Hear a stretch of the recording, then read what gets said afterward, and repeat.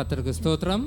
இங்கு வந்திருக்கும் உங்கள் அனைவரையும் ஆண்டவராகிய இயேசு கிறிஸ்துவின் நாமத்தினாலே நாங்கள் வாழ்த்தி வரவேற்கின்றோம். நாங்கள் கடந்த வாரத்திலே கிறிஸ்துவினுடைய மரணத்தையும் உயிர்த்தெழுதலையும் நினைவு கூர்ந்து இந்த வாரத்துக்கு கடந்து வந்திருக்கிறோம்.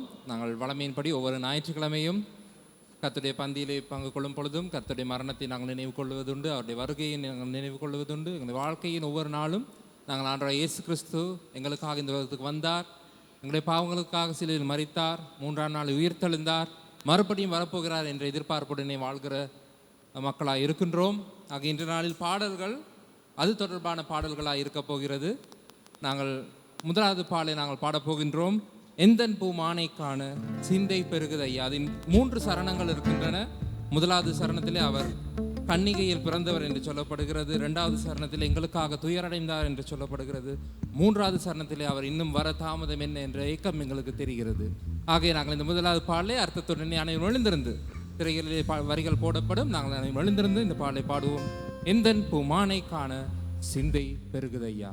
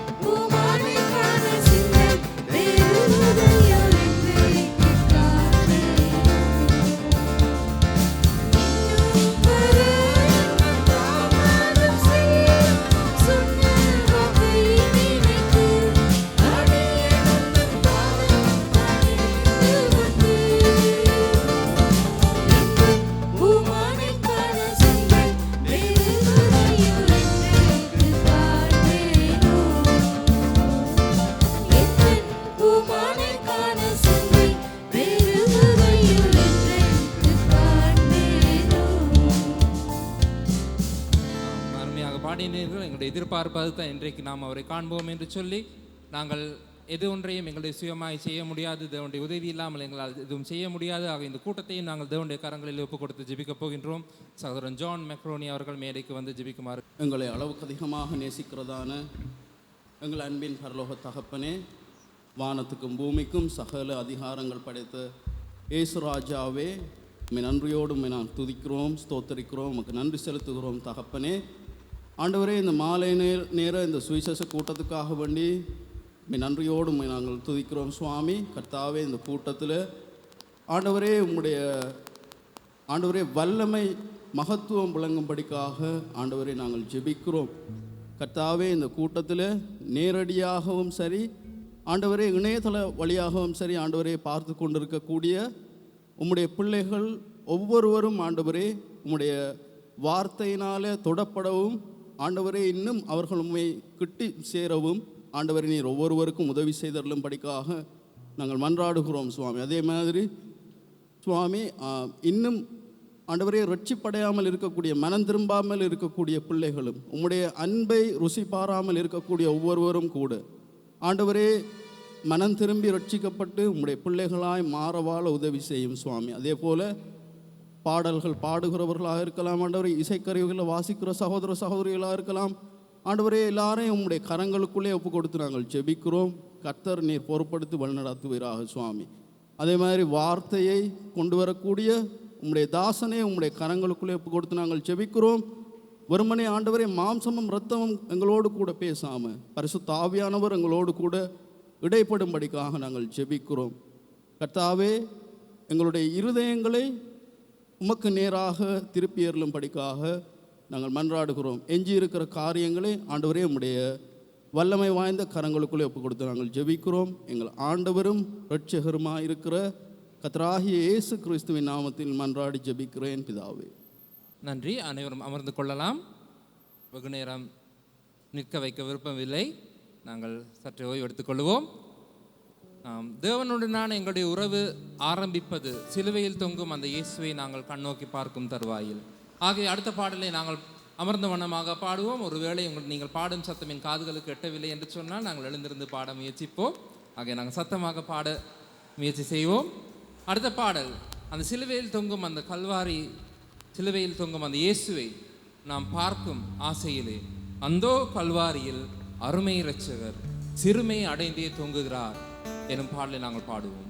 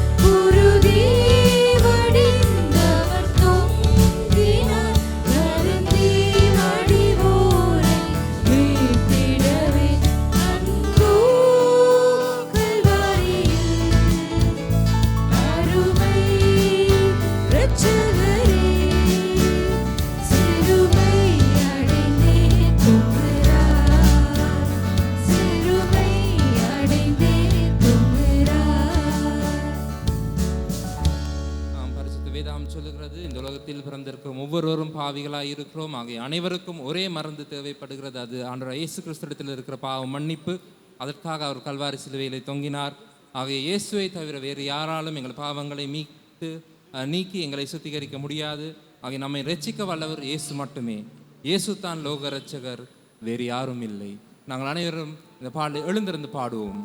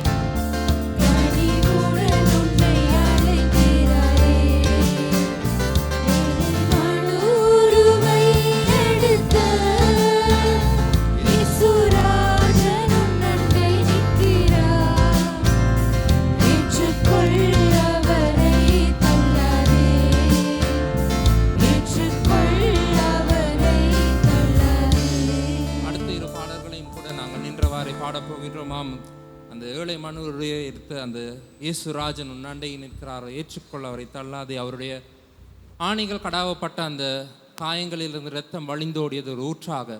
அந்த ஊற்றிற்குள்ளே இந்த மானிடராகிய நாம் இறங்கினால் நம்முடைய பாவங்கள் நீங்கும்.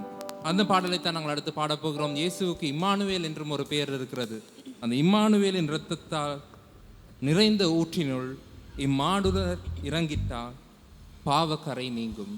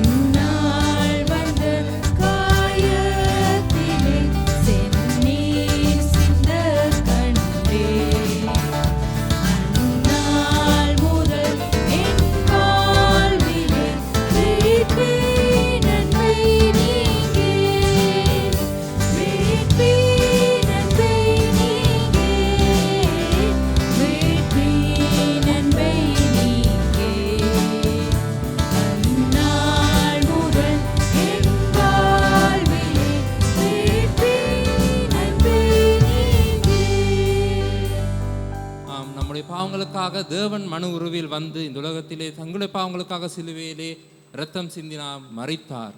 ஆனால் கதை அங்கே முடியவில்லை. அவர் உயிர்த்தெழுந்தார். ஆகிய அடுத்து நாங்கள் பாடப்போகின்றோம் அவருடைய உயிர்த்தெழுதலை பற்றிய 2 பாடல்கள். கீதம் கீதம் ஜெய ஜெய கீதம், கை கொட்டி பாடிடுவோம். பாடலே சொல்லுகிறது கை கொட்டி பாடிடுவோம் என்று சொல்லி ஆகிய நாங்கள் எல்லாரும் கரங்களை தட்டி உற்சாகமாக இந்த பாடலை நாங்கள் பாடுவோம்.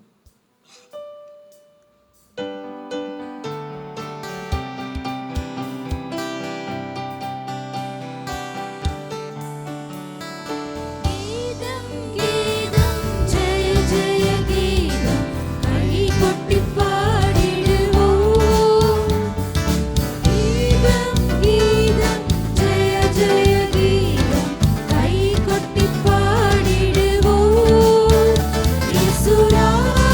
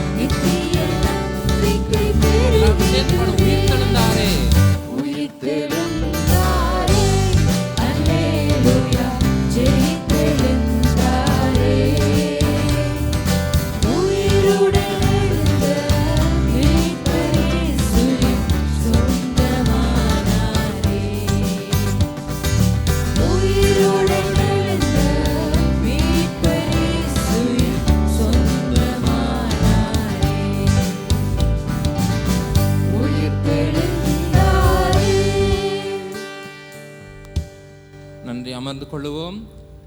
மரித்தேன், ஆனால் சதா காலம் உயிரோடு இருக்கிறேன் என்று அவர் சொன்னார். ஆகவே அன்றைய இயேசு கிறிஸ்து இன்றும் உயிரோடு இருக்கிறார். அவரைத்தான் நாங்கள் ஆராதிக்கிறோம், நம்புகிறோம், விசுவாசிக்கிறோம். அவர் மறுபடியும் வருவேன் என்று வாக்குத்தத்தம் சொல்லி இருக்கிறார். அவருடைய வருகைக்கு ஆயத்தமா நீங்கள்? உங்களுக்கு சவால் விடுக்க ஒரு பாடல் உங்கள் முன்னிலையில் பாடுவதற்காக எங்களுடைய அருமை சகோதரன் ஷேந்திவான் அவர்கள் முன்னால் வருகிறார். அவர் பாடும் பாடலை நாங்கள் அமர்ந்திருந்து கேட்டுக்கொள்வோம். கடந்த நாட்களில் நாங்கள் அனைவரும் மறந்திருக்கிறோம். ஆண்டவராகிய இயேசு கிறிஸ்துவின் மரணத்தை நாங்கள் அனைவரும் நினைவு கூர்ந்தோம். அது இயேசு கிறிஸ்துவின் உயிர்த்தெழுதலை நாங்கள் அனைவரும் நினைவு கூர்ந்தோம். இந்த பாடல்களும் அவ்வண்ணமே ஆண்டவராகிய இயேசு கிறிஸ்துவின் மரணத்தையும் உயிர்த்தெழுதலையும் நினைவு கூறும் வண்ணம் இந்த பாடல்கள் அனைத்தும் அமைந்திருக்கிறது. இப்பொழுது நான் பாடப்போகிற இந்த பாடலும் ஆண்டவராகிய இயேசு கிறிஸ்துவின் 2வது வருகையை குறித்ததான ஒரு பாடல். இனி நாங்கள் இந்த பாடலுக்கு நாங்கள் செவி கொடுப்போம். நன்றி.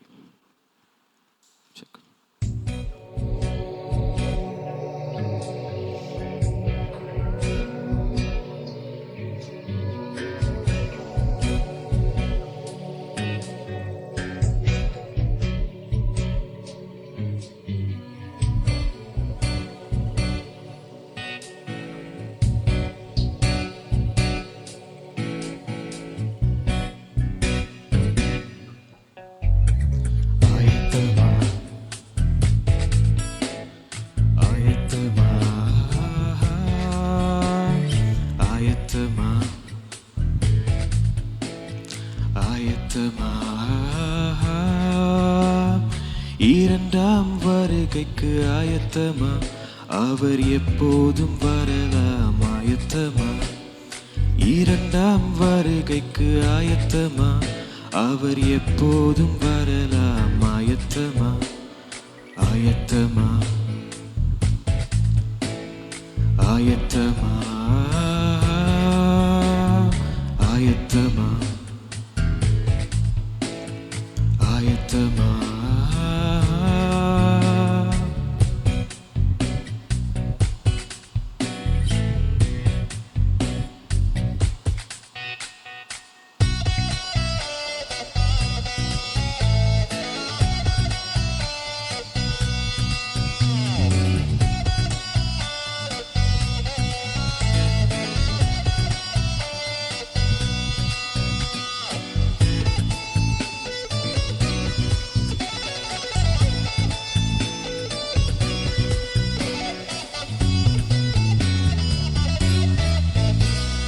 மனவாற்றி போல நீ காத்திருந்தால், அவர் நாமத்தை தினமும் போற்றியிருந்தால்.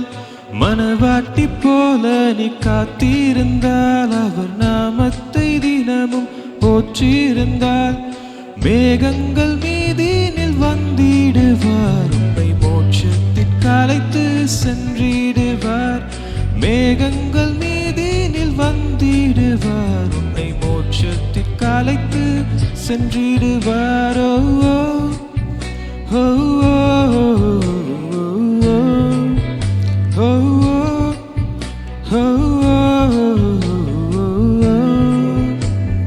புவியை வெறுத்திட ஆயத்தமா, அந்த பரனை பற்றி கொள்ள ஆயத்தமா. புவியை வெறுத்திட ஆயத்தமா, அந்த பரனை பற்றி கொள்ள ஆயத்தமா.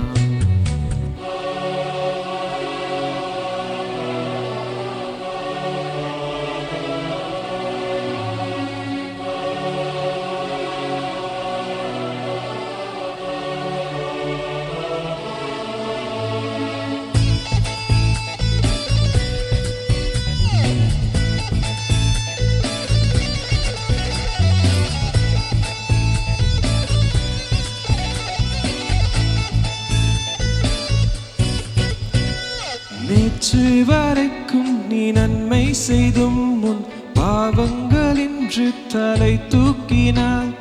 நேற்று வரைக்கும் நீ நன்மை செய்தும் உன் பாவங்கள் இன்று தலை தூக்கினாள்.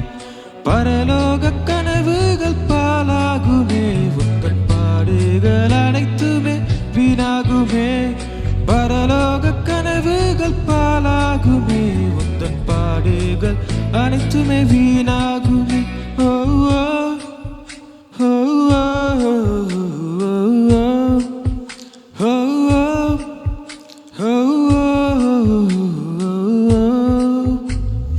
நேற்றை போல் இன்றும் நீ ஆயத்தமா? அட இன்று போல் நாளையும் ஆயத்தமா? நேற்றை போல் இன்றும் நீ ஆயத்தமா? அட இன்று போல் நாளையும் ஆயத்தமா? ஆயத்தமா? ஆயத்தமா? ஆயத்தமா? ஆயத்தமா? இரண்டாம் வருகைக்கு ஆயத்தமா? அவர் எப்போதும் வரலாம். ஆயத்தமா? இரண்டாம் வருகைக்கு ஆயத்தமா? அவர் எப்போதும் வரலாம். ஆயத்தமா? ஆயத்தமா? ஆயத்தமா? ஆயத்தமா? ஆயத்தமா? ஆயத்தமா? நாம் நம்முடைய எதிர்பார்ப்பும் நம்பிக்கையும் நாம் வாழ்வதும் இந்த பூமிக்காக அல்ல. நம்முடைய எதிர்பார்ப்பு எல்லாம் பரலோக நாட்டுக்காக. அவர் வரும் வரை நாம் காத்திருக்கிறோம், ஆயத்தமாக இருக்க வேண்டும். ஆகிய அடுத்த பாடல் அதை பற்றிய பாடல்.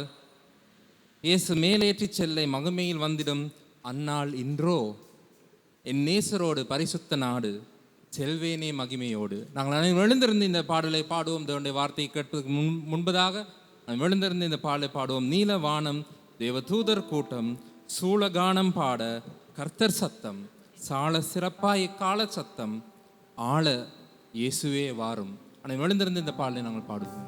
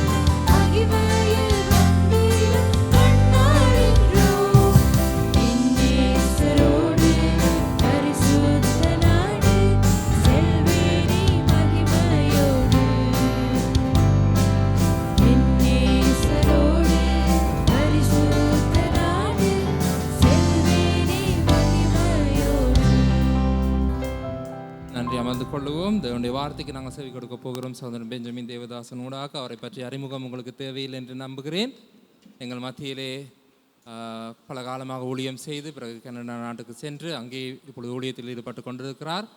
இந்த நாட்களிலே இலங்கையில் ஊழியத்துக்காக வந்திருக்கிறார். அவர் இப்பொழுது தேவனுடைய வார்த்தை எங்கள் மத்தியிலே கொண்டு வருவார். என் இருதயத்தின் சிந்தனைகளும் தியானங்களும் என் வாயிலிருந்து புறப்பட்டு வரும் வார்த்தைகளும் உம்முடைய பார்வையில் பிரீதியாய் இருப்பதாக. அடியேனுக்கு ஒரு புதிய அபிஷேகத்தை தாரும். எல்லா கவன சிதறலையும் அப்புறப்படுத்தி உம்முடைய மெல்லிய குரலை கேட்பதற்கு எங்கள் எல்லாருக்கும் உம்முடைய கிருபை மிக அவசியம். இயேசுவின் நாமத்தில் ஜெபங்கேளும் பிதாவே, ஆமேன். இன்று உண்மையாகவே உங்கள் எல்லோரையும் பார்ப்பதில் மிக சந்தோஷம் அடைகிறேன். ஒரு சில புது முகங்களை காண்கிறேன். ஆண்டவருக்கு நன்றி. எங்களுடைய நவா சகோதரன் இங்கிரிய பிரதேசத்திலிருந்து 1.5 மணித்தியாலம் பிரயாணம் எடுத்து இந்த கூட்டத்திற்காக வந்திருக்கிறார். அது எவ்வளவு ஒரு பெரிய ஆசீர்வாதம் எனக்கு. உங்களுடைய வேத புத்தகம் உங்கள் கையில் இருந்தால் ஜக்கரியா 8ஆம் அதிகாரத்துக்கு திருப்பிக் கொள்ளுங்கள். உங்களுடைய கையில் ஒரு பேனாவையும் வைத்து கொள்ளுங்கள். ஏனென்றால் ஒரு சில வார்த்தைகளை கோடிட்டு கொள்ள உங்களுக்கு சவால் கொடுப்பேன். ஜக்கரியா 8ஆம் அதிகாரம். ஜக்கரியா புத்தகத்தின் பின்னணியை கொஞ்சம் எடுத்து சொன்னால் நல்லது. தேவனுடைய மக்கள் மிகவும் பாவம் செய்து தேவனிடமிருந்து தூரம் சென்றுவிட்டு விக்கிரங்களை ஆராதிக்க ஆரம்பித்து தங்களுடைய பரிசுத்தத்தை இழந்து தேவன் எவ்வளவோ தீர்க்கதரிசிகளை அனுப்பி அவர்களுக்கு எச்சரிக்கை கொடுத்த பொழுதிலும் அந்த எச்சரிக்கைகளுக்கு செவி கொடுக்காமல் இறுதியில் தேவனுடைய நியாய தீர்ப்பு அவர்கள் மேல் விழுந்தது. பாபிலோனிய சாம்ராஜ்யம் எருசலேம் பட்டணத்தை அழித்து, தேவாலயத்தை அழித்து, எருசலேம் பட்டணத்தின் மதில்களை சுவர்களை அழித்து, இஸ்ரவேல் மக்களில் அநேகர் கொல்லப்பட்டு இன்னும் அநேகர் நாடு கடத்தப்பட்டார்கள். கிட்டத்தட்ட 800 மைல் தூரம் பாபிலோனிய தேசத்துக்கு எடுத்து செல்லப்பட்டார்கள். அங்கே தேவன் அவர்களை பரிசுத்தப்படுத்தினார் 70 வருஷ காலமாக. மிகவும் ஆச்சரியமாக அற்புதமாக அந்த 70 வருஷ காலம் முடிவடைந்ததும் இன்னும் ஒரு சாம்ராஜ்யம் அரசாட்சிக்கு வந்து அந்த அரசன் இந்த தேவ மக்களுக்கு அனுமதி கொடுத்தார். அவர்கள் திரும்பவும் தங்கள் சொந்த நாட்டிற்கு சென்று தேவாலயத்தை கட்டி எழுப்பி, அழிந்து போன அந்த சுவர்களை கட்டி எழுப்பி அவர்கள் தங்கள் சொந்த நாட்டில் வாழ்வதற்கு அவர்களுக்கு அனுமதி கொடுத்தார். ஸோ தேவ மக்கள் 3 அலைகளாக தங்கள் சொந்த நாட்டுக்கு திரும்ப வந்தார்கள். முதலாம் அலையில் கிட்டத்தட்ட 42,000 மக்கள் பாபிலோனிய ராஜ்யத்திலிருந்து சொந்த நாட்டுக்கு திரும்பி வந்தார்கள். மிகவும் உற்சாகத்தோடு அவர்கள் தேவாலயத்தை கட்ட வேண்டும் என்ற நோக்கத்தோடு அதன் அஸ்திவாரத்தை போட்டார்கள். ஆனால் அந்த அஸ்திவாரம் போடுவதற்கு 2 வருஷ காலம் எடுத்தது. அஸ்திவாரம் போடப்பட்ட பிறகு மிக பெரிய எதிர்ப்புகள் வந்தபடியால் தேவ மக்கள் அந்த கட்டிடத்தை கட்டுவதை கைவிட்டார்கள்.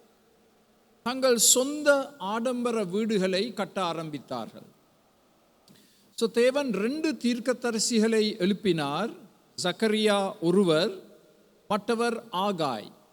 இந்த 2 தீர்க்கதரிசிகளையும் எழுப்பி தேவ ஜனத்திற்கு திரும்பவும் எச்சரிக்கை கொடுத்து அவர்களை இந்த தேவாலயத்தை கட்டும் ஊழியத்தில் ஊக்குவித்தார்கள். அதுதான் ஜக்கரியா 8ஆம் அதிகாரம். அந்த பின்னணியில் இந்த 8ஆம் அதிகாரத்தை நீங்கள் பார்க்க வேண்டும்.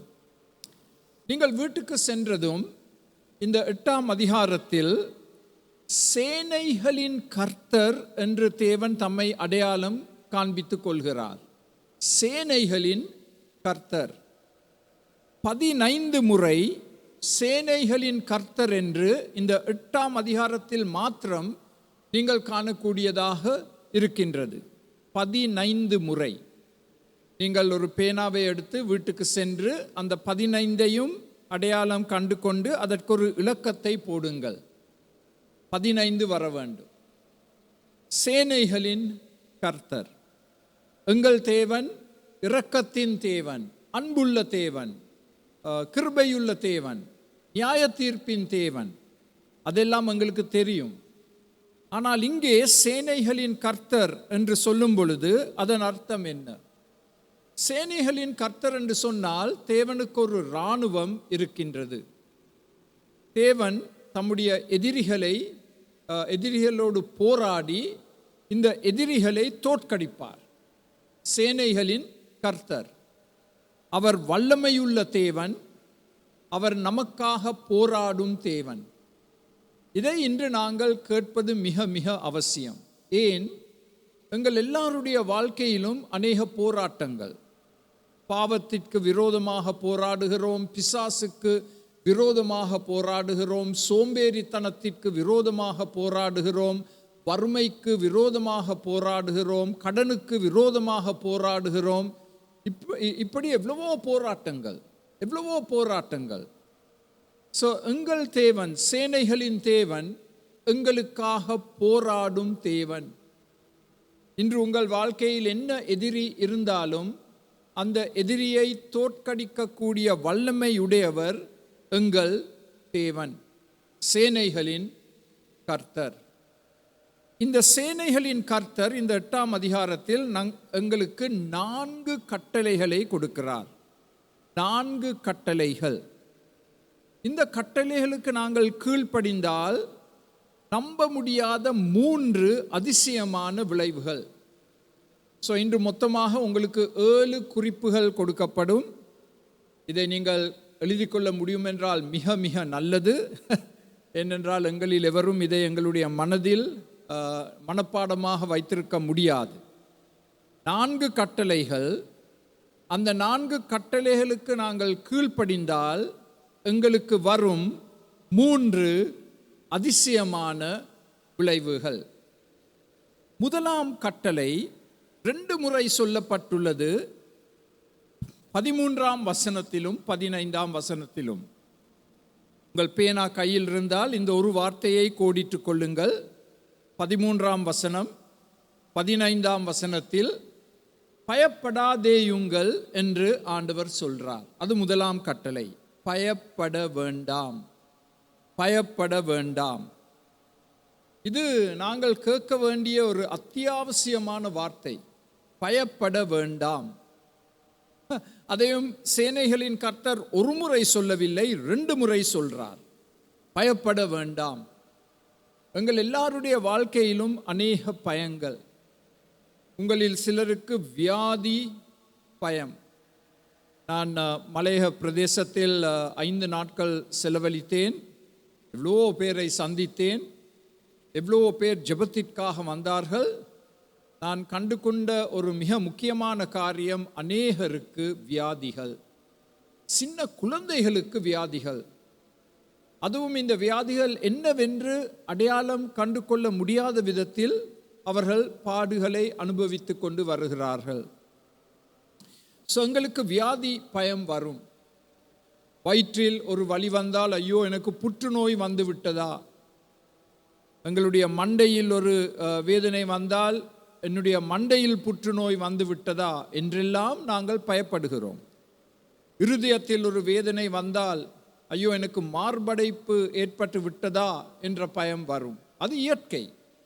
எங்கள் எல்லாருக்கும் மனித தன்மை இருக்கின்றபடியால் நான் உட்பட ஏதாவது ஒரு வலி வேதனை வந்தால் we imagine the worst, right?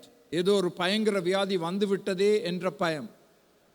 So ஆண்டவர் உங்களை நோக்கி சொல்லும் வார்த்தை, ஒரு வார்த்தை, பயப்பட வேண்டாம், பயப்பட வேண்டாம். நான் சேனைகளின் கர்த்தர், நான் சிங்காசனத்தில் வீற்றிருக்கிறேன், நான் எல்லாவற்றையும் என்னுடைய கட்டுப்பாட்டின் கீழ் வைத்திருக்கிறேன், பயப்பட வேண்டாம். ஸோ ஒரு பக்கத்தில் வியாதி பயம், மற்ற பக்கத்தில் வறுமை என்ற பயம். உங்களுக்கு தெரியும், இந்த எண்ணெய் பிரச்சனை, ஈரான் நாட்டில் நடைபெறும் யுத்தத்தின் காரணமாக விலைவாசி உயர்வு. ஒவ்வொரு நாளும் பொருட்கள் விலையில் அதிகரித்து கொண்டு செல்வதை நீங்கள் கண்டிருக்கிறீர்கள். அந்த பயம் எங்களை ஆட்கொள்ள முடியும். எனக்கு போதிய அளவு பணம் இருக்குமா? என்னுடைய குடும்பத்துக்கு உணவு கொடுக்க, பிரயாணங்கள் எடுக்க, உடைகள் வாங்க, மருந்துகள் வாங்க எனக்கு போதிய அளவு பணம் இருக்குமா? ஸோ அந்த பயமும் எங்களிடத்தில் காணப்படலாம், மிக எளிதில் காணப்படலாம். வறுமை என்ற பயம். உங்களில் சிலருக்கு கடன் என்ற பயம். நீங்கள் கடன் பட்டு வாழ்ந்து கொண்டிருக்கிறீர்கள், அதற்கு வட்டி கொடுக்க வேண்டும். இந்த கடனை நான் எப்படித்தான் தீர்க்கப் போகிறேன் என்ற பயம். உங்களில் சிலருக்கு உத்தியோக பயம்.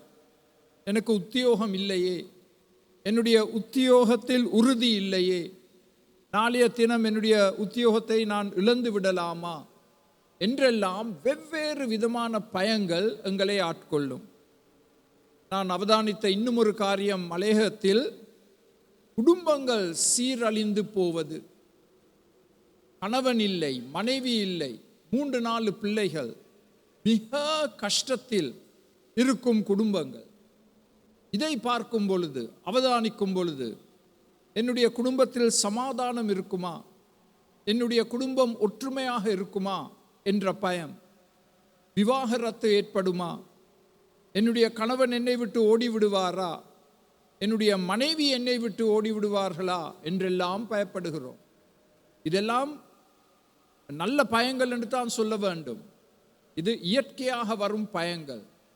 ஸோ ஆண்டவர் உங்களையும் என்னையும் பார்த்து 2 முறை சொல்றார், சேனைகளின் கர்த்தர் பயப்பட வேண்டாம், பயப்பட வேண்டாம், பயப்பட வேண்டாம். நான் இலங்கைக்கு வருவதற்கு முன் நானும் பயப்பட்டேன். ஏனென்றால் யுத்தம் ஆரம்பித்து விட்டது, பிரயாணம் எடுக்க முடியாது. அப்போ எல்லாரும் என்னை பார்த்து சொன்னாங்க, நீ இலங்கைக்கு போகாத, இது நல்ல நேரம் அல்ல, இலங்கைக்கு போகாத. ஆனால் நான் ஏற்கனவே எவ்வளவோ ப்ரோக்ராம்ஸ் ஒழுங்குபடுத்தி வைத்திருந்தேன், 3 யூத் கேம்ப். எப்படி அதையெல்லாம் கேன்சல் பண்ணலாம்? அப்பொழுது ஆண்டவர் எனக்கு ஒரு வசனத்தை கொடுத்தார். இந்த வசனத்தை நீங்கள் உங்களுடைய வேதத்தில் கோடிடாமல் இருந்தால் தயவு செய்து இந்த சாயந்திரம் ஒரு சிவப்பு நிற பேனாவை எடுத்து இந்த ஒரு வசனத்தை கோடிட்டு கொள்ளுங்கள். இதை மனப்பாடம் செய்யுங்கள். நீங்கள் வீட்டுக்கு போய் இந்த வசனத்தை உங்களுடைய கையால் எழுதி ஒரு பேப்பரில் சுவரில் ஒட்டி வைங்க. நான் அப்படி செய்வேன். என்னுடைய வீட்டில் எவ்வளவோ வசனங்களை கையால் எழுதி சுவரில் ஒட்டி வைப்பேன். அதை எப்பொழுதும் நான் பார்க்க வேண்டும். அது எனக்கு ஒரு உற்சாகத்தை கொடுக்க வேண்டும். உபாகமம் 31:8. உபாகமம் 31:8 வசனம். இந்த வசனத்தை ஆண்டவர் எனக்கு கொடுத்தார். நான் இலங்கை நோக்கி பிரயாணம் எடுக்கும் கட்டத்தில், பயத்தின் மத்தியில், சந்தேகத்தின் மத்தியில். உபாகமம் 31:8. கர்த்தர் தாமே உனக்கு முன்பாக போகிறவர், அவர் உன்னோடே இருப்பார், அவர் உன்னை விட்டு விலகுவதுமில்லை, உன்னை கைவிடுவதுமில்லை, நீ பயப்படவும் கலங்கவும் வேண்டாம். எவ்வளவு அருமையான ஒரு வசனம்! உங்களுடைய என்ன பயமாக இருந்தாலும் சந்தேகமாக இருந்தாலும் இந்த ஒரு வசனம் இன்று உங்களுக்கு ஒரு மிக பெரிய உற்சாகத்தை கொடுக்க வேண்டும். நான் திரும்ப இந்த வசனத்தை வாசிக்கப் போகிறேன். உங்களுடைய வேதத்தில் நீங்கள் பார்த்து கொள்ளலாம். திரையிலும் அது மிக அருமையாக வந்திருக்கிறது. திரையிலும் நீங்கள் பார்க்கலாம். கர்த்தர் தாமே உனக்கு முன்பாக போகிறவர், அவர் உன்னோடே இருப்பார், அவர் உன்னை விட்டு விலகுவதும் இல்லை, உன்னை கைவிடுவதும் இல்லை, நீ பயப்படவும் கலங்கவும் வேண்டாம். ஸோ ஆண்டவர் எங்களுக்கு கொடுக்கும் முதலாம் கட்டளை, பயப்பட வேண்டாம், பயப்பட வேண்டாம். ஆண்டவர் எங்களுக்கு கொடுக்கும் 2ஆம் கட்டளை, இதுவும் 2 முறை சொல்லப்பட்டுள்ளது. 9ஆம் வசனத்திலும் 13ஆம் வசனத்திலும், கைகளை பலப்படுத்துங்கள், உங்கள் கைகளை பலப்படுத்துங்கள். இதுவும் நாங்கள் கேட்க வேண்டிய ஒரு அவசியமான வசனம், கட்டளை. ஏனென்றால் நாங்கள் எல்லாரும் மிக எளிதில் சோர்வடைகிறோம். மிக எளிதில் எங்களுடைய கைகள் எங்கள் பக்கத்தில் இப்படி விழும், செயல்பட முடியாத நிலைமைக்கு தள்ளப்படும். ஸோ ஆண்டவர் கொடுக்கும் 2ஆம் கட்டளை, உங்கள் கைகளை பலப்படுத்துங்கள். நான் கனடாவில் உடற்பயிற்சி நிலையத்துக்கு ஒரு வாரத்துக்கு 5 முறை செல்வேன். அங்கே செல்லும் பொழுது என்னுடைய கைகளை பலப்படுத்துவதற்காக நான் நிறைகளை தூக்குவேன். அங்கே எவ்வளவோ நிறைகள் இருக்கும், வேட்ஸ் என்று சொல்வாங்க. அதை நான் தூக்குவேன், இப்படி நான் தூக்குவேன். சில சமயங்களில் இப்படி தூக்குவேன். ஏன்? என்னுடைய கைகளை பலப்படுத்துவதற்காக. அது மிக அவசியம். ஏனென்றால் நீங்கள் உங்கள் கைகளை பலப்படுத்தாவிட்டால் உங்களுடைய கைகள் அந்த வல்லமையை இழந்துவிடும், சோர்வடையும். ஸோ வேதத்தில் 5 விதமான கைகள் சொல்லப்பட்டுள்ளது. இந்த 5 விதமான கைகளும் எங்களிடத்தில் காணப்படக்கூடாது. கவனித்து பாருங்கள் இந்த 5 விதமான கைகள். முதலாவது களைப்படைந்த கைகள், ஜெபத்தில் களைப்படையும் கைகள். உங்களுக்கு நன்றாக தெரிந்த வேத பகுதி இது. யாத்ராகமம் 17:12 சொல்லப்பட்டுள்ளது. யூத மக்கள் ஒரு சண்டையில் ஈடுபட்டு கொண்டிருந்தார்கள். மோசே ஒரு கல்லின் மேல் உட்கார்ந்து தன் கைகளை தூக்கி கொண்டிருக்கும் பொழுது யூத மக்களுக்கு வெற்றி. ஆனால் நேரம் போக போக கைகள் சோர்வடைந்து களைப்படைந்து கீழே விழும். அந்த நேரத்தில் யூத மக்கள் தோல்வி அடைவார்கள். ஸோ 2 தலைவர்கள் மோசேயின் கைகளை தூக்கி வைத்தார்கள். தூக்கி வைக்கப்பட்டபடியால் யூத மக்களுக்கு, தேவ மக்களுக்கு வெற்றி வந்தது. ஸோ எங்கள் கைகளும் களைப்படைந்த கைகளாக காணப்படலாம், விசேஷமாக ஜெப விஷயத்தில். உங்களை பற்றி எனக்கு தெரியாது, நான் மிகவும் சோர்ந்து போவது ஜெபத்தில். ஐயோ, நான் இவ்வளவு ஜெபித்தும் ஒன்றும் நடக்குது இல்லையே, பதில்கள் வர இல்லையே என்று நான் மிகவும் சோர்வடைவேன். ஸோ ஆண்டவர் சொல்றார், உங்களுடைய ஜெப கைகளை பலப்படுத்துங்கள், உங்களுடைய ஜெப கைகளை பலப்படுத்துங்கள். எவ்வளவு சோர்வு வந்தாலும், நீங்கள் எவ்வளவு அதைரியப்பட்டாலும் ஜெபத்தை விட்டுவிட வேண்டாம். சேனைகளின் கர்த்தர் அதிசயமான காரியங்களை செய்ய காத்திருக்கிறார். நாங்கள் தொடர்ந்து இடைவிடாமல் விசுவாசத்தோடு உறுதியாக நாங்கள் ஜெபித்தால் ஆண்டவர் இடைப்படுவார். ஆண்டவர் அதிசயங்களை கண்டிப்பாக நிச்சயமாக செய்வார். 2ஆம் விதமான கைகள், இது எபிரேயர் 12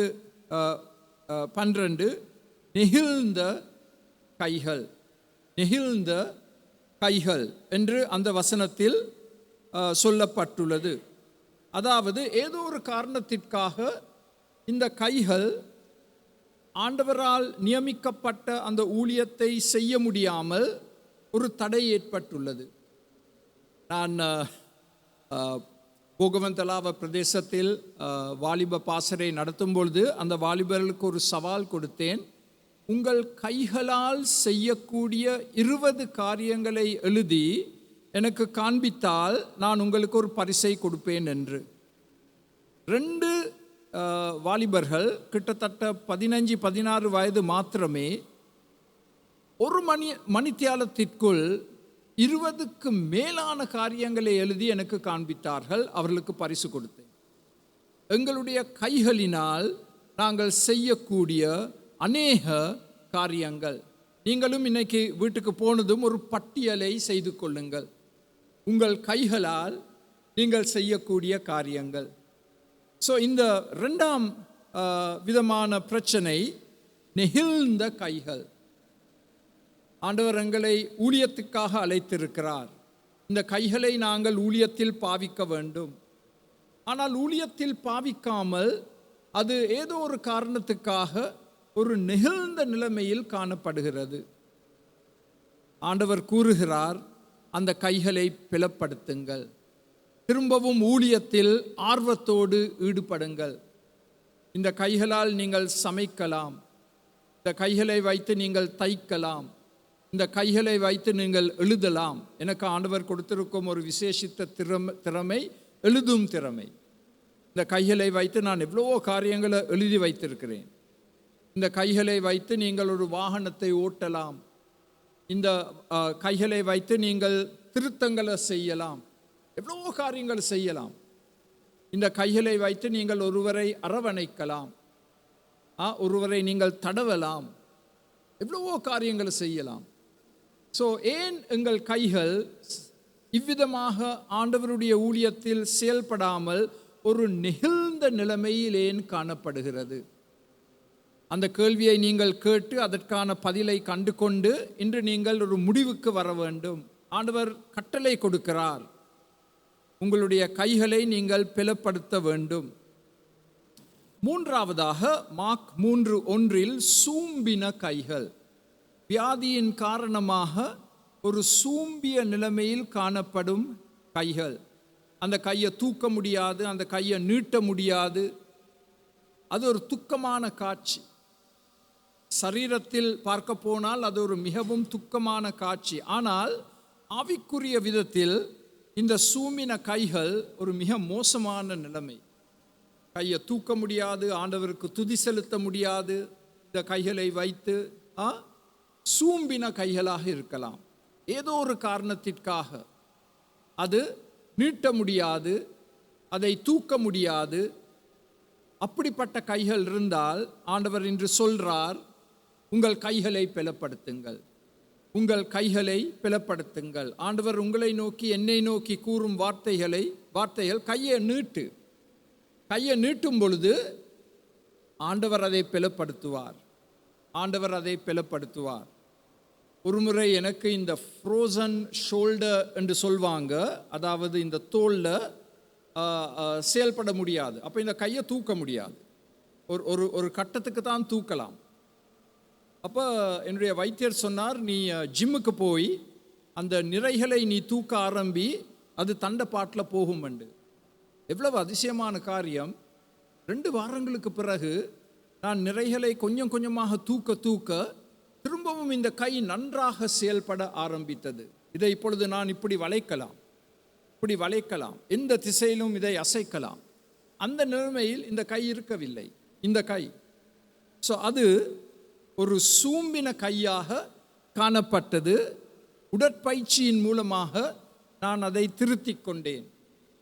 ஆவிக்குரிய விதத்தில் இந்த சூம்பின கைகளை ஆண்டவர் பார்த்தது என்ன சொல்றார்? கையை நீட்டு, கையை தூக்கு, நான் அதை பலப்படுத்துவேன், நான் அதை வல்லமைப்படுத்துவேன்.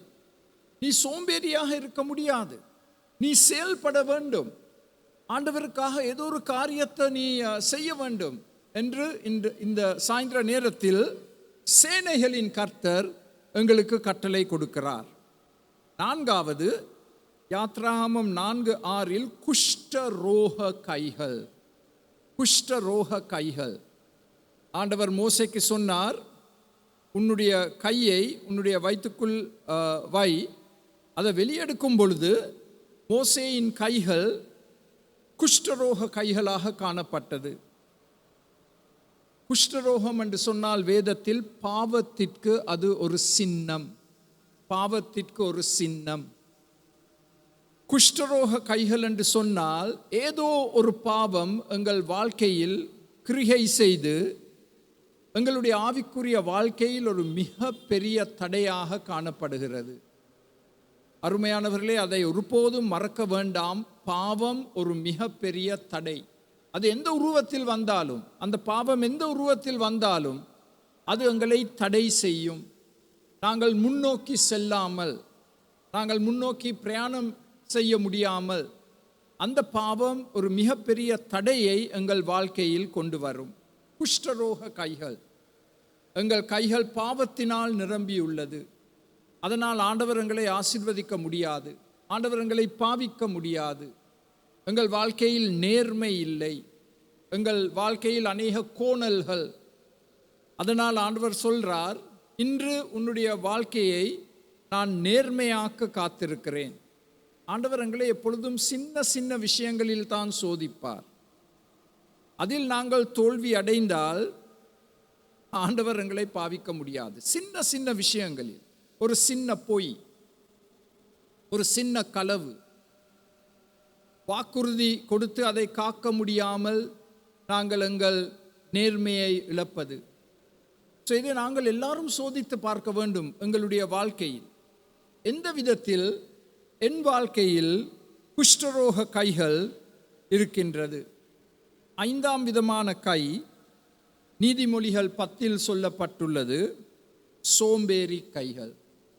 சோம்பேறி கைகள். கை நல்லா தான் இருக்கு, சரீர விதத்தில் கை நல்லதான் இருக்கு, ஆனால் சோம்பேறியாக வேலை செய்யாமல் அந்த கையின் மூலமாக முழு பிரயோஜனத்தை பெற்றுக்கொள்ள முடியாமல் நான் கஷ்டப்படுவது.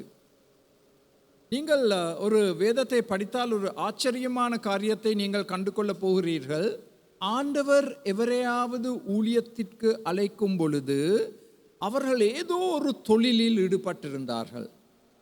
மீன்பிடி தொழிலாக இருக்கலாம், மந்தையை மேய்க்கும் தொழிலாக இருக்கலாம், விவசாய தொழிலாக இருக்கலாம். ஏதோ ஒரு தொழிலில் ஈடுபட்டிருக்கும் பொழுது தான் ஆண்டவருடைய அழைப்பு வந்தது. அதாவது ஆண்டவர் யாரை அழைக்கிறார்? உற்சாகமாக வேலைகளில் ஈடுபட்டிருப்பவர்களை, சோம்பேறிகளை அல்ல. உங்களில் சிலர் ஆண்டவருடைய அழைப்புக்காக காத்து கொண்டிருக்கலாம். நான் உங்களிடம் கேட்கும் கேள்வி, நீங்கள் என்ன தொழிலில் ஈடுபட்டிருக்கிறீர்கள்? நீங்கள் எவ்வளவு கஷ்டமாக உங்களுடைய கைகளை பாவித்து நீங்கள் வேலை செய்து கொண்டிருக்கிறீர்கள்? அப்படி உங்கள் வாழ்க்கை காணப்பட்டால் ஆண்டவருடைய அழைப்பு உங்களுக்கு வரும். சோம்பேறிகளுக்கு ஒருபோதும் ஆண்டவருடைய அழைப்பு வராது. நீதிமொழிகளில் புத்தகத்தில் எவ்வளோ முறை இந்த சோம்பேறித்தனத்திற்கு விரோதமாக சொலமன் ராஜா எச்சரிக்கை கொடுக்கிறார். சோம்பேறி கைகள். இந்த 5 விதமான கைகளும் வேதத்தில் சொல்லப்பட்டுள்ளது. களைப்படைந்த கைகள், நெகிழ்ந்த கைகள், சூம்பின கைகள், குஷ்டரோக கைகள், சோம்பேறி கைகள். ஆண்டவர் சொல்றார், 2ஆம் கட்டளை, உன் கைகளை பிளப்படுத்துங்கள், கைகளை பிளப்படுத்துங்கள். 3ஆம் கட்டளை, இதுவும் 2 முறை வருகிறது. எவ்வளவு ஆச்சரியமான அதிகாரம்! செக்கரியா 8. 2 முறை சொல்லப்பட்டுள்ள 3ஆம் கட்டளை 21, 22 வசனங்களில் தேவனை தேடுங்கள், தேவனை தேடுங்கள் என்று ஆண்டவர் கட்டளை கொடுக்கிறார். இன்று எங்களுக்கு அதே கட்டளை கொடுக்கப்படுகிறது, தேவனை தேடுங்கள். அதன் அர்த்தம் என்ன? தேவனை தேடுதல் என்று சொன்னால் அதன் அர்த்தம் என்ன? மிகவும் சுலபம். தேவனுக்கு உங்களுடைய வாழ்க்கையில் முதலிடம் கொடுங்கள். தேவனுக்கு எப்பொழுதும் எங்கள் வாழ்க்கையில் முதலிடத்தை கொடுக்கும் பொழுது அது தேவனை தேடுதல். இந்த வசனத்தை நீங்கள் பார்த்தால் சங்கீதம் 63:1 அதிகாலையில் தேவனை தேடுங்கள். அதிகாலையில்.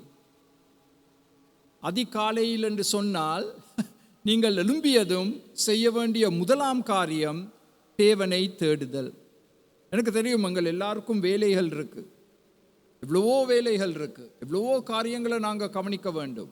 ஆனால் நாங்கள் எப்பொழுதும் முதலிடம் கொடுக்க வேண்டியது எங்கள் ஆண்டவருக்கு, எங்கள் ஆண்டவருக்கு. நான் சமீபத்தில் கனடாவில் சில வாலிபர்களை சந்தித்து அவர்களுக்கு நான் உபதேசம் கொடுத்து கொண்டிருக்கும் பொழுது நான் கேட்டேன் ஒரு கேள்வியை. நீங்கள் ஒவ்வொரு நாளும் ஆண்டவருக்கு எவ்வளோ நேரம் கொடுக்குறீங்க? அப்போ ஒரு பொடியன் சொன்னான் 5 நிமிஷம், இன்னும் ஒரு பொடியன் சொன்னான் 10 நிமிஷம், ஒரு யுவதி சொன்னால் நான் 2 மணித்தியாலத்து கொடுக்குறேன் என்று. அப்போ நாங்கள் எல்லாம் சரியாக ஆச்சரியப்பட்டோம். 16, 17 வயது யுவதி. நான் நினச்சேன், இவா பொய் சொல்கிறா, யார் 2 மணித்தியாலத்தை கொடுக்க போகிறாங்க ஆண்டவருக்கு ஒவ்வொரு நாளும்? அப்போ நான் சொன்னேன், தங்கச்சி அதை கொஞ்சம் விளக்கி சொல். அப்போ அவ சொன்னா, நான் அதிகாலையில் அரை மணித்தியாலத்திற்கு முன்பாக எழும்பி ஆண்டவருக்கு அந்த அரை மணித்தியாலத்தை கொடுப்பேன். பகல் நேரத்தில் நான் எங்களுக்கு லஞ்ச் பிரேக் வரும், அந்த நேரத்தில் நான் 40 நிமிஷத்தை ஆண்டவருக்கு கொடுப்பேன்.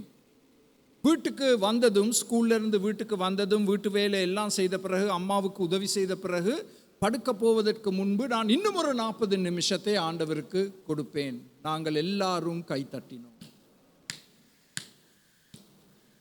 16 வயது யுவதி ஒவ்வொரு நாளும் இடைவிடாமல் ஆண்டவருக்கு 2 மணித்தியாலத்தை கொடுத்து அவ்விதமாக அவர்கள் ஆண்டவரை தேடிக்கொண்டிருக்கிறார்கள். அதற்கு ஆச்சரியத்துக்கு இடமில்லை. ஏனென்றால் அந்த ஒரு யுவதி ஒவ்வொரு நாளும் காலையில் 7:10 மற்ற மாணவர்களை ஒன்று சேர்த்து வாட்ஸ்அப்பில் 20 நிமிஷ ஜெப நேரத்தை வைக்கிறார்கள். எனக்கு கூட அந்த அழைப்பு வருது வாட்ஸ்அப்பில். ஆச்சரியத்துக்கு இடமில்லை. அப்படி ஆண்டவரை தேடினால் ஆண்டவர் அப்படிப்பட்ட ஒரு பெரிய பொறுப்பை கொடுத்து இந்த மாணவர்கள் பள்ளிக்கூடத்துக்கு போவதற்கு முன் 20 நிமிஷம் வேதத்தில் ஒரு பகுதியை வாசித்து எல்லாரும் ஜெபிக்கும்படி இந்த ஒரு யுவதி கிட்டத்தட்ட 25 மாணவர்களை உற்சாகப்படுத்துகிறார்கள். அதுதான் தேவனை தேடுதல். தேவனுக்கு முதலிடம் கொடுப்பது, தேவனை அதிகாலையில் தேடுவது, மற்ற காரியங்களில் ஈடுபடுவதற்கு முன் ஆண்டவருடைய குரலை கேட்பது, ஆண்டவருடைய முகத்தை தரிசிப்பது. கவனமாக கேளுங்கள், இதை எழுதி கொள்ளுங்கள். ஆண்டவரை தேடுதல் என்று சொன்னால் 2 அர்த்தங்கள் இருக்கு. ஒன்று ஆண்டவருடைய முகத்தை தரிசித்தல், மற்றது ஆண்டவருடைய குரலை கேட்பது.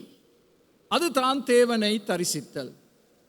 ஆண்டவருடைய முகத்தை தரிசித்தல், ஆண்டவருடைய குரலுக்கு செவி கொடுத்தல்.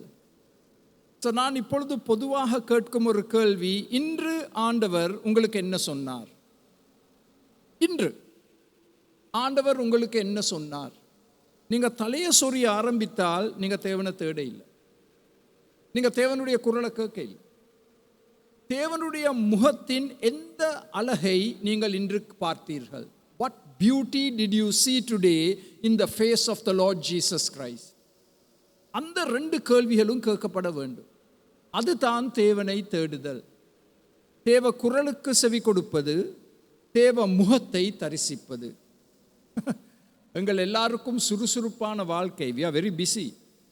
ஒரு முறை ஒரு 8 வயது பொடியனுக்கு நான் கால் கொடுத்தேன், தம்பி நீ ஏன் இன்னைக்கு சர்ச்சுக்கு வரையில்லை? I am busy.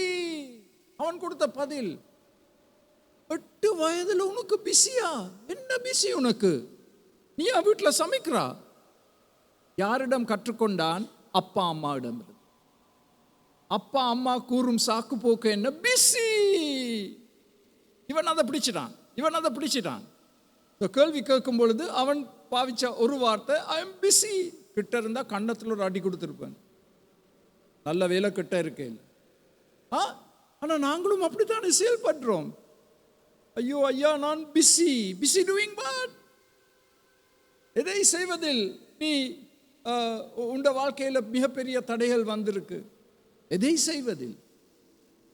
ஸோ 4ஆம் கட்டளை, தேவனை தேடுங்கள், அதிகாலையில் தேடுங்கள், அவருடைய முகத்தின் அழகை தரிசிக்க வேண்டும், அவருடைய குரலுக்கு நாங்கள் செவி கொடுக்க வேண்டும். 4ஆம் கட்டளை இது 19ஆம் வசனத்தில் சொல்லப்பட்டுள்ளது. சத்தியத்தையும் சமாதானத்தையும் நேசிக்க வேண்டும். 4ஆம் கட்டளை, சத்தியத்தையும் சமாதானத்தையும் நேசிக்க வேண்டும். ஏன் சத்தியத்தை நேசிக்க வேண்டும்? பிசாசு பொய் சொல்லி கொண்டிருக்கிறான்.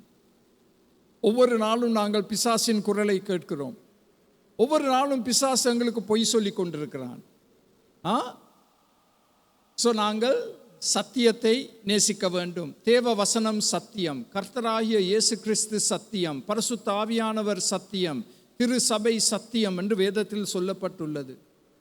சத்தியத்தை நேசிக்க வேண்டும். மாத்திரமல்ல, நாங்கள் சமாதானத்தை நேசிக்க வேண்டும். எங்கள் எல்லாருடைய வாழ்க்கையிலும் குழப்பங்கள், போராட்டங்கள், சண்டைகள். எங்களுடைய குடும்பங்களில் எவ்வளவு சண்டைகள். நான் உங்களை சொல்ல இல்லை, அந்த மற்றவங்க, நீங்கள் எல்லாம் ஓகே, மற்றவங்க என்னடா உங்களோட முகங்களை பார்க்கும்போது நீங்கள் பல் இழக்க இல்லை, யாரும் உங்களுடைய முடிய தூக்க இல்லை, அப்போ வீட்டில் சண்டைகள் இல்லை என்று நினைக்கிறேன். அப்போ வீட்டில் சண்டைகள் வருது. ஸோ ஆண்டவர் என்ன சொல்றார்? சேனைகளின் கர்த்தர் என்ன சொல்றார்? நீங்கள் சத்தியத்தை நேசிக்க வேண்டும், நீங்கள் சமாதானத்தை நேசிக்க வேண்டும், குடும்பத்தின் ஒற்றுமையை நீங்கள் காத்துக்கொள்ள வேண்டும், குடும்பத்தின் ஒற்றுமையை காத்துக்கொள்ள வேண்டும். இன்னும் ஒரு காரியத்தை சேனைகளின் கர்த்தர் சொல்றார். அதோடு சம்பந்தப்பட்ட இன்னும் ஒரு காரியம் 16ஆம் வசனத்தில், உண்மையை பேசுங்கள்.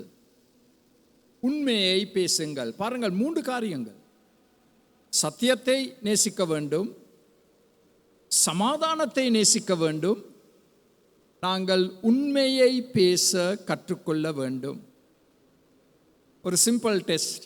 யாரும் வந்து உங்களை பார்த்து என்ன கேள்வி கேட்பாங்க, ஐயோ பிரதர் நீங்கள் எப்படி இருக்கிறீங்க, நல்லா தானே இருக்கிறேன். பொய். எவ்வளவு பெரிய பொய். 10 நிமிஷத்துக்கு முன்னால் தானே மனைவியோட சண்டை போட்டு நான் நல்லா தானே இருக்கிறீங்கன்னு ஏன் போய் சொல்றீங்க? நீங்க இல்லை, மற்றவங்க. நான் சொல்றது உங்களுக்கு விளங்குதா? யாராவது என்னிடம் அந்த கேள்வியை கேட்கும்போது நீங்கள் எப்படி இருக்கிறீங்கன்னு கேட்கும்போது நான் அநேக நேரம் எடுப்பேன் பதில் கொடுக்க. என்னடா பொய் சொல்லக்கூடாது, பொய் சொல்லக்கூடாது.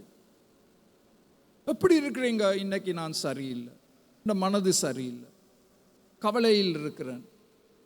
அது நேர்மையான பதில். இன்னைக்கு கூட்டம் முடிஞ்சதும் உங்களை டெஸ்ட் பண்ண போகிறோம். எப்படி இருக்கிறீங்க? அதுக்கு முன்னால் நீங்கள் கிளம்ப போகிறீங்க, அது எனக்கு தெரியும். ஸோ 4ஆம் கட்டளை சேனைகளின் கர்த்தர் கொடுக்கிறார். சத்தியத்தை நேசிக்க வேண்டும், சமாதானத்தை நேசிக்க வேண்டும், உண்மையை பேச கற்றுக்கொள்ள வேண்டும். உண்மையை பேச கற்றுக்கொள்ள வேண்டும். 4 கட்டளைகள் ஒரு அதிகாரத்தில். இந்த கட்டளைகளுக்கு நாங்கள் கீழ்ப்படிந்தால் ஆண்டவர் கொடுக்க போகும் 3 அருமையான விளைவுகள், ரிசல்ட்ஸ். பார்த்து கொள்ளுங்கள் 23ஆம் வசனத்தில். எல்லாம் நீங்கள் உங்களோட பைபிளை கோடிட்டு கொண்டால் எவ்வளவு நல்லது. உங்களுடைய பைபிள் கோடிடப்பட்ட பைபிளாக காணப்பட வேண்டும். மாத்திரமல்ல, பைபிளில் அநேக பக்கங்களில் உங்களுடைய கண்ணீர் துளிகள் விழுந்திருக்க வேண்டும். You must have a tear stained Bible. நல்லா மார்க் பண்ணப்பட்டிருக்க வேண்டும். அதே சமயம் உங்களுடைய வேதத்தில் அநேக கண்ணீர் துளிகள் காணப்பட வேண்டும். அதுதான் ஆண்டவர் உங்களோடு இடைப்படுகிறார் என்பதற்கு அர்த்தம். முதலாம் விளைவு 23ஆம் வசனத்தில், தேவன் நம்மோடே கூட இருப்பார். இந்த தேவன் எங்களை கைவிட மாட்டார், எப்பொழுதும் எங்கள் பக்கத்தில் இருப்பார், எங்களுக்கு துணையாக இருப்பார், எங்களுடைய கையை பிடிப்பார். இதுதான் வழி, நட, இந்த பாதையில் நட என்று அவர் கூறும் வார்த்தைகளை நீங்கள் கேட்பீர்கள். நான் வாழ்வது தனிமையில் கடந்த 6 வருட காலமாக. நான் வீட்டுக்கு செல்லும் பொழுது எல்லாம் பயங்கர மௌனம், யாரும் இல்லை வீட்டில். அப்போ நான் என்னை எப்படி உற்சாகப்படுத்திக் கொள்வேன்? But God, you are there, நீர் இருக்கிறீர். அண்ட் சில சமயங்களில் நான் என்னுடைய கையை எப்படி நீட்டி நான் சொல்வேன், ஆண்டவரே என்னுடைய கையை தொடும், என்னுடைய கையை தொடும் ஆண்டவரே. யாரும் இல்லை வீட்டில், என்னுடைய கையை தொடும், தனிமையில் இருக்கிறேன் ஆண்டவரே, என்னுடைய கையை தொடும் என்று நான் சொல்வேன். ஆண்டவர் நம்முடனே கூட இருப்பார் எப்பொழுது? இந்த 4 கட்டளைகளுக்கு நாங்கள் கீழ்ப்படியும் பொழுது. கீழ்ப்படியாவிட்டால் ஆண்டவர் இருக்க மாட்டார். ஆண்டவர் தூரம் செல்வார், ஆண்டவர் தூரம் செல்வார். அது முதலாம் மிக அருமையான விளைவு. ஆண்டவர் நம்முடனே கூட இருப்பார். 2ஆம் விளைவு, அதுவும் 13ஆம் வசனத்தில் சொல்லப்பட்டுள்ளது, தேவன் நம்மை ரட்சிப்பார். ரட்சிப்பார் என்ற வார்த்தையின் அர்த்தம், தேவன் நமக்கு விடுதலை கொடுப்பார்.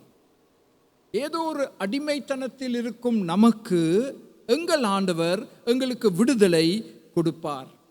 அந்த அடிமைத்தனத்தில் நாங்கள் தொடர்ந்து வாழ அவசியமில்லை. இந்த சேனைகளின் கர்த்தர் எங்களுக்கு ஒரு அற்புதமான விடுதலையை கொடுப்பார். எந்த அடிமைத்தனத்தில் இருந்து இந்த இரவு நேரத்தில் நீங்கள் விடுதலை பெற வேண்டும்? கவலையா? worry. அது ஒரு பயங்கர அடிமைத்தனம், கவலை. ஆண்டவர் அதிலிருந்து உங்களுக்கு விடுதலை கொடுக்க காத்திருக்கிறார். இந்த 4 கட்டளைகளுக்கு நீங்கள் கீழ்ப்படிந்தார். விடுதலை கொடுக்கும் தேவன். ஏன் விடுதலை கொடுக்கிறார் பாருங்கள், அதே 13ஆம் வசனம், உங்களை ஒரு ஆசீர்வாதமாக மக்கள் மத்தியில் பாவிப்பதற்காக. 13ஆம் வசனம் திரும்ப சொல்ல போறேன். சாபமாக இருந்த இந்த மக்கள் இப்பொழுது ஆண்டவருடைய கிருபையினால் மக்கள் மத்தியில் ஒரு ஆசீர்வாதமாக மாற்றப்பட போகிறார்கள். ஆங்கிலத்தில் ஒரு அழகான பாடலை நாங்கள் பாடுவதுண்டு, lord make my life a blessing to someone today. இன்று ஆண்டவரே என்னுடைய வாழ்க்கையை யாரோ ஒருவருடைய வாழ்க்கையில் ஒரு ஆசீர்வாதமான வாழ்க்கையாக மாற்றி அமைத்தருளும். அப்படித்தான் நாங்கள் வாழ வேண்டும். மற்றவர்களுக்கு ஆசீர்வாதமாக நாங்கள் வாழ வேண்டும். சுயநலத்துக்காக வாழக்கூடாது. சுயநலத்துக்காக வாழக்கூடாது. That's a very sad way to live life. சுயநலம், செல்ஃபிஷ். மற்றவர்களை நான் எப்படி ஆசீர்வதிக்க முடியும் என்ற விதத்தில் நாங்கள் வாழ கற்றுக்கொள்ள வேண்டும். அதை ஆண்டவர் எங்கள் வாழ்க்கையில் செயல்படுத்துவார். ஒவ்வொரு நாள் இரவும் நீங்கள் கேட்க வேண்டிய கேள்வி, இன்று நான் யாருக்கு ஆசீர்வாதமாக இருந்தேன்? அது தொலைபேசி மூலமாக நடக்கலாம், நேர்முகமாக எவரையாவது போய் சந்தித்து அவர்களுக்கு ஆறுதல் வார்த்தைகள் பேசுவதாக இருக்கலாம், யாருக்காவது ஏதோ ஒரு உணவை சமைத்து போய் கொடுப்பது, அது ஒரு ஆசீர்வாதம். யாரையோ ஆஸ்பத்திரிக்கு எடுத்து செல்வது, அது ஒரு ஆசீர்வாதம். இவ்வளவோ வித்தியாசமான முறைகளில் நாங்கள் ஆசீர்வாதமாக செயல்பட முடியும். இல்லாவிட்டால் சுயநலம் எங்களை ஆட்சி செய்ய ஆரம்பிக்கும். செல்ஃபிஷ்னஸ், எனக்காக வாழ்வது. ஸோ 2ஆம் ஆசீர்வாதம், ஆண்டவர் என்னை ரட்சிப்பார், விடுதலை செய்வார், மற்றவர்களுக்கு ஆசீர்வாதமாக வாழ்வதற்காக ஆண்டவர் என்னை ஆசீர்வதிப்பார். 3ஆம் விளைவு, நம்ப முடியாத விளைவு, 12ஆம் வசனம். 12ஆம் வசனத்தில் என்ன சொல்லியிருக்கிறார்? ஆண்டவர் செழிப்பை தருவார். ப்ராஸ்பெரிட்டி. ஆண்டவர் செழிப்பை தருவார். அந்த செழிப்பு எப்படி வரப்போகிறது தெரியுமா? வியாபாரத்தில் செழிப்பு மாத்திரமல்ல, கமக்காரத்தில் செழிப்பு. கமக்கார விஷயங்களில் ஆண்டவர் செழிப்பை கொடுக்க போறார். வியாபாரத்தில் செழிப்பை கொடுக்க போறார். எந்த உத்தியோகத்தில் நீங்கள் ஈடுபட்டிருந்தாலும் ஆண்டவர் உங்களுக்கு ஒரு செழிப்பை கொடுக்க காத்திருக்கிறார். இன்னும் ஒரு விதத்தில் சொல்ல போனால், ஆண்டவர் உங்களுக்கு ஒரு உயர்வை கொடுக்க காத்திருக்கிறார். ஒரு மேலான நிலைமைக்கு ஆண்டவர் உங்களை கொண்டு வர காத்திருக்கிறார். ஆனால் ஒரு நிபந்தனை, 4 கட்டளைகளுக்கு நீங்கள் கீழ்ப்படிய வேண்டும். 4 கட்டளைகளுக்கு கீழ்ப்படிய வேண்டும். நான் போகவந்தலாவையில் ஒரு மிக கஷ்டத்தில் இருக்கும் ஒரு தாயை பார்க்க போனேன். ஒரு சின்ன குடிசை, எல்லாம் அந்த கூரை எல்லா இடத்துலையும் லீக் பண்ணுது, டாய்லெட் இல்லை.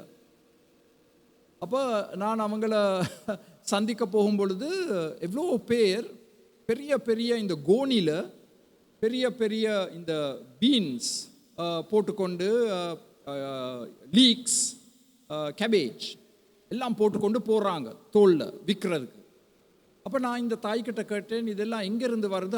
ஐயா இதெல்லாம் எங்களோட தோட்டத்துலேருந்து வருது, இந்த எஸ்டேட் தோட்டத்திலேருந்து வருது. பாருங்க, அந்த தோட்டத்தை பாருங்க, அந்த தோட்டத்தை பாருங்க, அந்த தோட்டத்தை பாருங்க, எவ்வளவு செழிப்பாக எல்லாம் வளருது.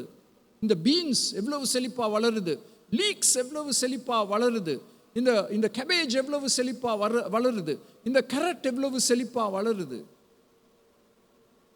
அதெல்லாம் மக்கள் விற்று அவங்களுக்கு ஒரு நல்ல வருமானம் வருது. அந்த தாய், அவங்கள நான் சந்திக்க போனது சனிக்கிழமை. ஞாயிற்றுக்கிழமை அவங்க மிக கஷ்டத்தோடு ஆராதனைக்கு வரும்பொழுது ஒரு சின்ன பேக்கை கொண்டு வந்தாங்க. பேக்கை கொண்டு வந்து என்னை கையில் போட்டு சொன்னாங்க, எங்கட தோட்டத்தில் இருந்து நான் என்னுடைய சொந்த கையால் பிடுங்கிய லீக்ஸ் இருக்குது, கேபேஜ் இருக்குது, அதே போல் இந்த பீன்ஸ் இருக்குது என்று கொடுத்தாங்க. நான் சொன்னேன், ஐயோ அம்மா, நான் இதோடு என்ன செய்ய போகிறேன்? இல்லை, நீங்கள் இதை எடுக்கணும். என்னென்னா, நீங்கள் எனக்கு ஒரு வாக்குறுதி கொடுத்தீங்க, என்னுடைய கூரையை நீங்கள் சரிப்படுத்த போகிறீங்கன்ற வாக்குறுதி கொடுத்தீங்க, டாய்லெட் கட்டி கொடுக்க போகிறீங்கன்னு எனக்கு வாக்குறுதி கொடுத்தீங்க. என்னுடைய நன்றியை தெரிவிக்கும் விதமாக என்னால் கொடுக்கக்கூடிய ஒரு மிக சிறிய காணிக்கை இந்த பேக். நான் கண்ணீரோடு அந்த பேக்கை எடுத்து இங்கே கொழும்புக்கு கொண்டு வந்து இங்கு இருப்பவர்களுக்கு நான் கொடுத்தேன். அதுதான் இந்த 3ஆம் விளைவு. ஆண்டவர் செழிப்பை கொடுப்பார். ஆண்டவர் செழிப்பை கொடுப்பார். நீங்கள் எதை விதைத்தாலும் பயங்கர அறுவடை வரும். எதை விதைத்தால் பயங்கர அறுவடை வரும்.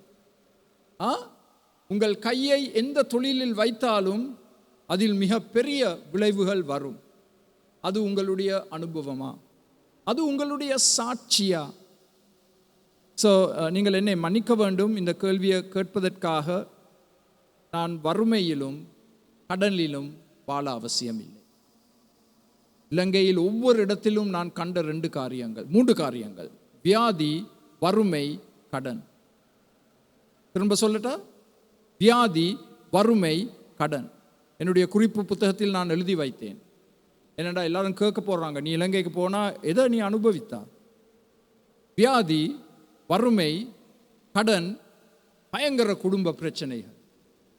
ஆண்டவர் சொல்றார், சேனைகளின் கர்த்தர் சொல்றார், அவருடைய கட்டளைகளுக்கு நாங்கள் கீழ்ப்படிந்தால் அவர் எங்களுக்கு மிக பெரிய செழிப்பை கொடுப்பார், செல்வாக்கை கொடுப்பார், ஆசீர்வாதங்களை கொடுப்பார். அதுக்கு நீங்க தயாரா? அந்தபடி நீங்கள் வாழ்வீர்களா? தேவ கட்டளைகளுக்கு நீங்கள் கீழ்ப்படிவீர்களா? மற்றவர்களுக்கு ஒரு ஆசீர்வாதமாக வாழ்வீர்களா? அது தான் கேட்கப்பட வேண்டிய கேள்விகள். ஸோ ஜெபம் செய்வதற்கு முன்பு திங்கட்கிழமைகளை நான் உங்களுக்காக, இந்தியாவில் இருப்பவர்களுக்காக ஆவிக்குரிய அபிவிருத்தி தினமாக நான் நியமித்து காலையில் 5:30 மணிக்கு சங்கீத புத்தகத்திலிருந்து முற்றிலும் தமிழில் 1 மணித்தியாலமாக ஒரு வேத பாடத்தை செய்து கொண்டு வருகிறேன். பவர் பாயிண்ட் எல்லாம் பாவித்து, இப்படிப்பட்ட பவர் பாயிண்ட் பாவித்து, அநேக படங்களை எல்லாம் போட்டு, திங்கட்கிழமை சாயந்தரம் 6:30 மணிக்கு மார்க் சுவிசேஷ புத்தகத்திலிருந்து இவ்விதமாக திரும்பவும் 1 மணித்தியால வேத பாடத்தை செய்கிறேன். அருமையானவர்களே, நான் உங்களுக்கு கொடுக்கும் சவால், நீங்கள் எவ்வளவுக்கு தேவ வசனத்தின் மேல் வாஞ்சியாக இருக்கிறீர்களோ, நீங்கள் எவ்வளவுக்கு தேவ வசனத்தை படித்து அதற்கு கீழ்ப்படிந்து நடக்கிறீர்களோ அவ்வளவுக்கு தேவ ஆசீர்வாதம் உங்கள் வாழ்க்கைக்கு வரும். ஸோ நீங்களும் இதை கொஞ்சம் சிந்தித்து பார்த்து, ஐயா நான் அதில் கலந்து கொள்ள விருப்பப்படுகிறேன். திங்கட்கிழமை காலையில் 5:30 மணி, திங்கட்கிழமை சாயந்தரம் 6:30 மணி. நான் ஒரு சகோதரன் கிட்ட கேட்டேன், நான் உனக்கு எவ்வளவோ லிங்க் அனுப்பி நீ ஒரு முறையாவது வர இல்லையே, ஏன்? ஐயோ மறந்துட்டு பிரதர். அன்னத்தில் ஒரு அடி கொடுக்கத்தான் வந்துச்சு. நீ சாப்பிட மறந்தியா? இல்லை நல்லா சாப்பிட்டேன், 10 தோசை சாப்பிட்டேன். 10 தோசை சாப்பிட்ட நீ எவ்வளவோ லிங்க் அனுப்பி ஒரு முறையாவது உன்னுடைய தலையை கூட காட்ட இல்லையே, ஏன்? ஸோ நான் உங்களை திட்ட இல்லை, ஆனால் உங்களுக்கு சந்தர்ப்பம் கொடுக்கப்படுது, அருமையான சந்தர்ப்பம் கொடுக்கப்படுது. வேதத்தை உங்களுடைய சொந்த மொழியில் கற்றுக்கொள்ள 2 நேரங்கள், பழைய ஏற்பாடு, புதிய ஏற்பாடு. அதற்காக நீங்கள் நேரத்தை அமைத்தால் அதுதான் தேவனை தேடுதல். தேவனுக்கு முதலிடம் கொடுப்பது, அவருடைய முகத்தை தரிசிப்பது, அவருடைய குரலுக்கு செவி கொடுப்பது. என்ன செய்த பிரதர், சரியான பிஸியாக இருக்கிறேன். என்ன பிஸி? அது ஆண்டவருக்கு முன்பாக நீங்கள் பதில் கொடுக்க வேண்டும். ஸோ ஜெபிக்க போகிறேன், ஜெபிப்போம். எவ்வளவு அருமையான அதிகாரம் ஆண்டவரே. ஜக்கரியா 8, சேனைகளின் கர்த்தர் 15 முறை சொல்லப்பட்டுள்ளது. நமக்காக போராடும் தேவன். 4 கட்டளைகள், அதன் மூலமாக வரும் 3 அதிசயமான விளைவுகள். தேவன் நம்மோடே கூட இருப்பார், தேவன் நம்மை விடுதலை செய்வார், தேவன் நமக்கு செழிப்பை கொடுப்பார், தேவன் நம்மை ஆசீர்வாதமாக மாற்றுவார். இன்று இங்கு வந்திருக்கும் இந்த அருமையானவர்களை கண்ணோக்கி பாரும். மிக வாஞ்சையோடு ஒரு வாரத்தின் தினத்தில் இவ்விதமாக அர்ப்பணிப்போடு இந்த கூட்டத்தில் கலந்து கொண்டபடியால் உமக்கு நன்றி செலுத்துகிறேன். அவர்களுக்கும் நன்றி செலுத்துகிறேன் ஆண்டவரே. இப்பொழுது அவர்களுடைய வாழ்க்கையை நீர் தொட்டு பிளப்படுத்தி, எங்கள் கைகளை நாங்கள் பிளப்படுத்தி உறுதிப்படுத்தி, உம்மை நாங்கள் இறுக பிடித்து கொண்டு ஆண்டவரே, இந்த விசுவாச வாழ்க்கை பிரயாணத்தில் முன் செல்ல எங்கள் எல்லாருக்கும் கிருபை தாரும் ஆண்டவரே. எங்கள் அநேகருடைய குடும்பங்களில் பிரச்சனைகள், கஷ்டங்கள், வறுமை, வியாதி, கடன் நீர் இடைப்படும் ஆண்டவரே. ஆச்சரியமான விதத்தில் எங்களை சந்தியும், எங்களுக்கு விடுதலை தாரும், எங்களுக்கு விடுதலை தாரும் ஆண்டவரே. இந்த வசனத்தை எங்கள் உள்ளத்தின் ஆழத்தில் நீர் எழுதி வைத்து இதன் மூலமாக மிக பெரிய ஆசீர்வாதங்கள் எங்கள் வாழ்க்கையில் வர கிருபை செய்யும். இந்த ஜெபத்தை மிக தாழ்மையோடு எங்கள் இரட்சகராகிய ஆண்டவராகிய இயேசுவின் நாமத்தில் கெஞ்சி கேட்கிறோம். ஆமேன். என் ஆத்துமாவே கர்த்தரையே ஸ்தோத்தரி, என் முழு உள்ளமே அவருடைய பரிசுத்த நாமத்தை ஸ்தோத்தரி. என் ஆத்துமாவே கர்த்தரையே ஸ்தோத்தரி, அவர் செய்த சகல உபகாரங்களை மறவாதே. ஆமேன். நம்முடைய கர்த்தராகிய இயேசு கிறிஸ்துவின் மாபெரும் கிருபையும் பரமபிதாவின் அன்பும் பரிசுத்த ஆவியானவரின் ஐக்கியமும் இப்பொழுதும் எப்பொழுதும் நம்முடனே கூட இருப்பதாக. ஆமேன். இன்று நாளில் வந்த உங்கள் அனைவரையும் நாங்கள் அன்புடனே மீண்டுமாக வாழ்த்தி வரவேற்கிறோம், நன்றிகளை தெரிவித்துக் கொள்கிறோம். மறுபடியும் 21ஆம் தேதி, ஏப்ரல் மாதம் 21ஆம் தேதி இதே போன்ற ஒரு கூட்டம் நடைபெறும்.